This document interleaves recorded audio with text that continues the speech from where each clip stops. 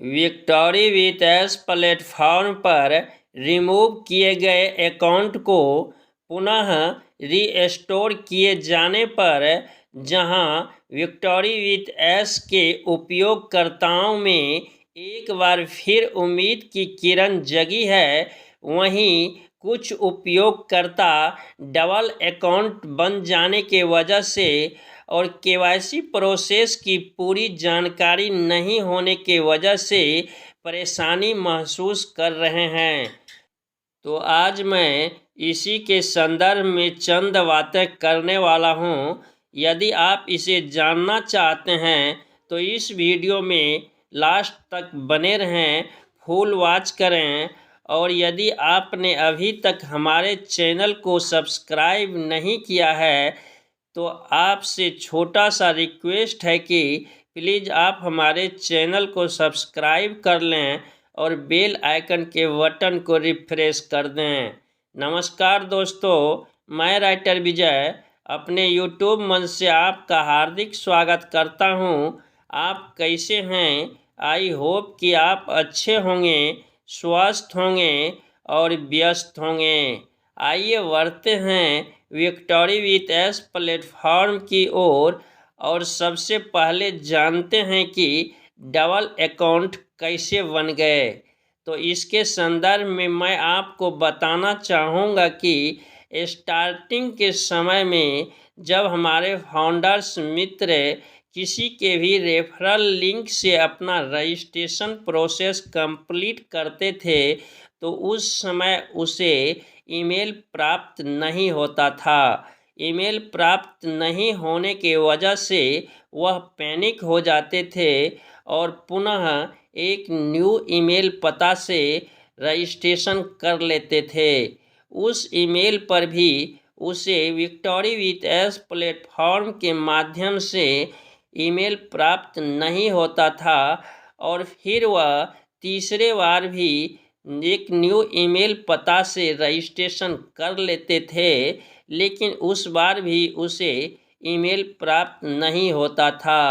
इस तरह उसके कई अकाउंट्स बन गए थे।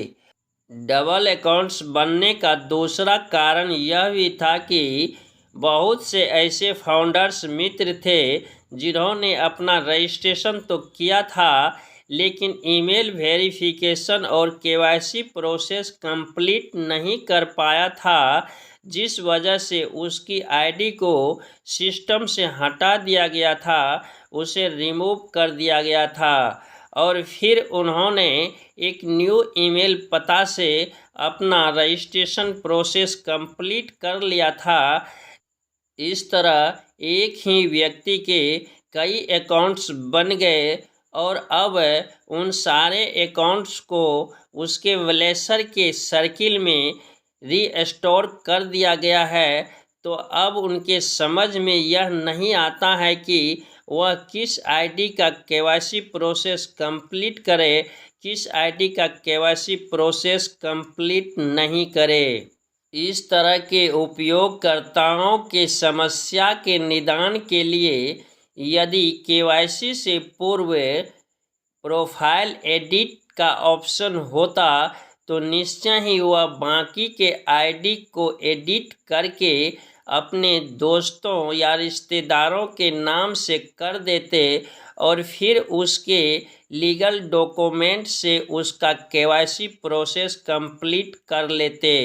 लेकिन केवाईसी से पूर्व प्रोफाइल एडिट करने का कोई ऑप्शन नहीं है।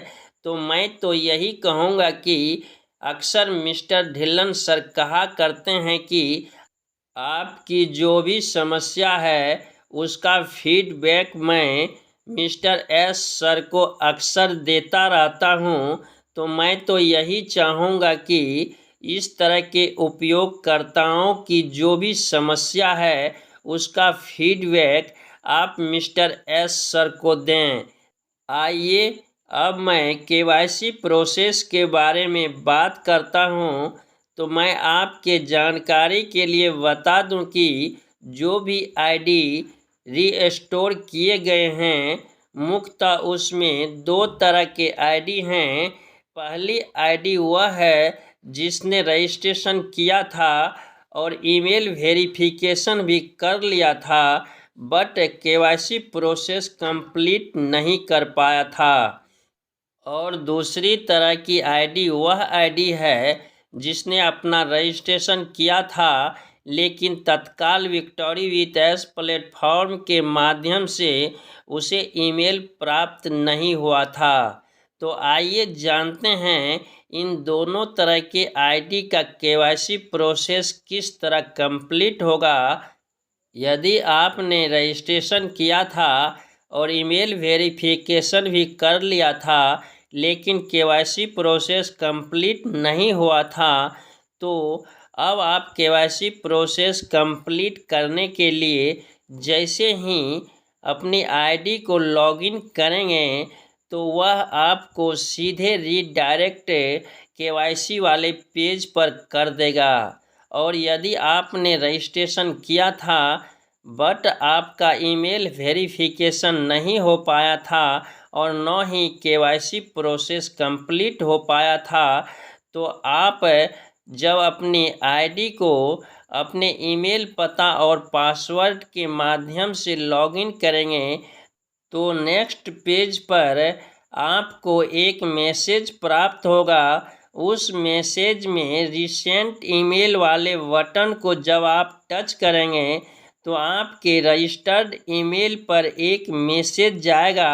आप उस मैसेज को ओपन करेंगे और एक्टिवेट माई अकाउंट वाले बटन को जैसे ही टच करेंगे, तो आपका ईमेल वेरिफिकेशन हो जाएगा और आपके सामने पुनः लॉगिन वाला पेज खुलकर आएगा।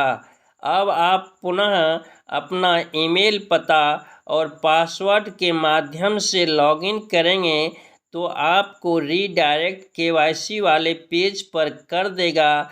वहाँ पर सबसे पहले आपको अपना सेल्फी अपलोड करना है। सेल्फी अपलोड करने के लिए आपको कुछ सावधानियाँ बरतनी है, जैसा कि जिस जगह पे आप अपना सेल्फी अपलोड कर रहे हैं वहाँ का बैकग्राउंड प्लेन होना चाहिए। आपके मोबाइल का नेटवर्क प्रॉपर काम करना चाहिए। आपका क्रोम ब्राउज़र अपडेट होना चाहिए। आपके मोबाइल का कैमरा का एक्सिस ऑन होना चाहिए। और फिर जब आप अपना सेल्फी अपलोड कर देंगे, तो फिर नेक्स्ट पेज पर आपको अपने लीगल डॉक्यूमेंट को अपलोड करना है। आपको पता होगा कि आपके लीगल डॉक्यूमेंट आधार कार्ड, ड्राइविंग लाइसेंस और पासपोर्ट में से कोई एक डॉक्यूमेंट का पहले फ्रंट पेज अपलोड करना है और फिर बैक पेज अपलोड करना है। और फिर डॉक्यूमेंट अपलोड होते ही आपका केवाईसी प्रोसेस कंप्लीट हो जाएगा। मुझे उम्मीद है कि यदि आप सही तरीके से काम करेंगे तो निश्चय ही आपको कोई परेशानी नहीं होगी, क्योंकि कल मैंने अपने सर्किल के एक मेंबर का केवाईसी प्रोसेस इसी तरह कंप्लीट किया था। आशा है यह जानकारी आपको अच्छी लगी होगी। यदि अच्छी लगी है तो इस वीडियो को लाइक कर दें, एक प्यारा सा कमेंट्स कर दें और अपने दोस्तों में शेयर करना नहीं भूलें। इस वीडियो में बस इतना ही। बहुत जल्द मिलते हैं नेक्स्ट वीडियो में न्यू जानकारी के साथ।